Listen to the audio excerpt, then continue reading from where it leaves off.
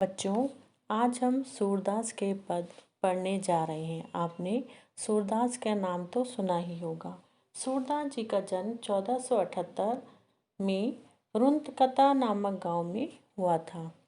ये कृष्ण भक्ति काल के प्रमुख कवि थे और इन्होंने केवल भक्ति के विषय में ही लिखा है। मीराबाई और सूरदास ये दोनों भक्ति मार्ग के प्रमुख कवि रह चुके हैं। इन्होंने अपने सभी पदों को भगवान श्री कृष्ण के प्रेम में पिरो दिया है। इनके विषय में ये भी कहा जाता है कि ये जन्म से नेत्रहीन थे, लेकिन फिर भी इन्होंने अपनी भक्ति रूपी दृष्टि से भगवान श्री कृष्ण की लीलाओं का अत्यंत ही जीवंत चित्रण किया है। आज हम जो पद पढ़ने जा रहे हैं वह सूरदास जी का अत्यंत प्रचलित पद है। श्री कृष्ण की बाल लीलाओं में माखन चोरी की लीला सुप्रसिद्ध है। वैसे तो कन्हैया ग्वालिनों के घर में जा जाकर माखन चुरा कर खाया करते थे, लेकिन आज उन्होंने अपने ही घर में माखन चोरी की और यशोदा माता ने उन्हें देख भी लिया। इस पद में सूरदास ने श्री कृष्ण के वाक चातुर्य का जिस प्रकार से वर्णन किया है वैसा अन्यत्र नहीं मिल सकता है। जब यशोदा ने देख लिया कि कान्हा ने माखन खाया है तो उन्होंने कन्हैया से पूछ ही लिया, क्यों रे कान्हा, तूने माखन खाया है क्या? तब श्री कृष्ण अपना पक्ष किस प्रकार मैया के सामने प्रस्तुत करते हैं, यही इस पद की विशिष्टता है। चलिए पढ़ते हैं। मैया मोरी मैं नहीं माखन खायो, ख्याल परे ये सखा सबे मिली मेरे मुख लपटायो। अब कान्हा बोलते हैं कि मैया मैंने माखन नहीं खाया है, मुझे तो ऐसा लगता है कि इन ग्वाल बालों ने बलपूर्वक मेरे मुख पर माखन लगा दिया है।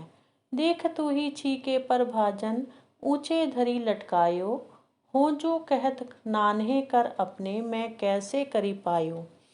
वो फिर अपनी बात मैया के सामने रखते हुए कहते हैं कि मैया तू ही सोच, तूने ये जो छीका लगाया है वो कितना ऊंचा लटका रखा है और मेरे हाथ तो कितने छोटे छोटे हैं। मैं इन छोटे छोटे हाथों से कैसे छीके को उतार सकता हूँ।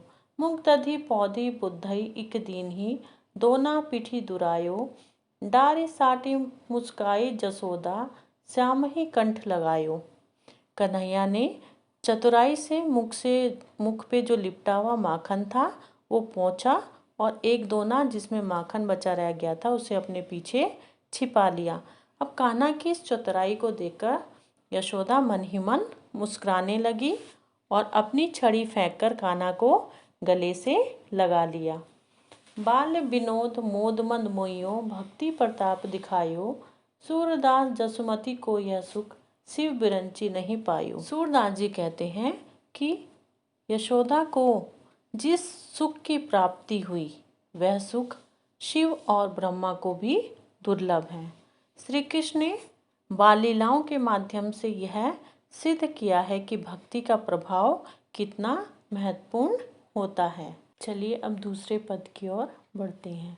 यहाँ पर कृष्ण खेलने जाते हैं तो वहाँ उन्हें उनके बड़े भाई बलराम चिढ़ाते हैं और वो गुस्से में यशोदा माँ के पास बलराम की शिकायत करने दौड़े दौड़े आते हैं और वो माँ यशोदा से क्या कहते हैं, चलिए देखते हैं।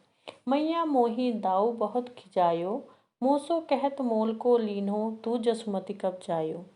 कृष्ण उलाहना देते हुए अपनी माँ से कह रहे हैं कि माँ, मेरे बड़े भाई दाऊ यानी बलराम मुझे बहुत चिढ़ाते हैं और कहते हैं तुझे तो मोल लिया हुआ है, तुझे जसुमती ने जन्म नहीं दिया।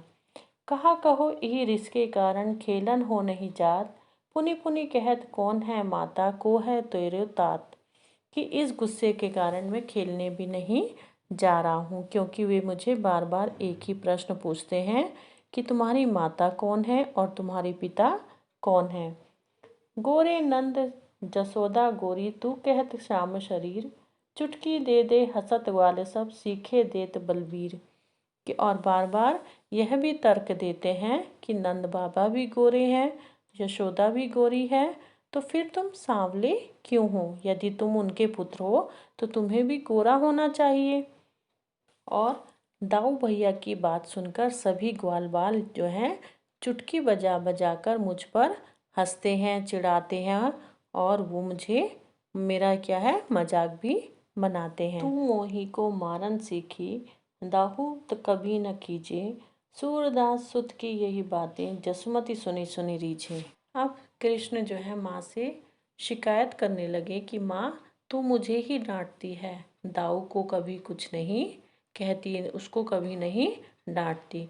यशोदा जब अपने पुत्र श्री कृष्ण के मुख से ऐसी क्रोध भरी बातें सुनती हैं तो वो मन ही मन मुस्कुराने लगती हैं। तो बच्चों, मैं उम्मीद करती हूँ कि आपको इन पदों का अर्थ समझ में आ गया होगा। धन्यवाद।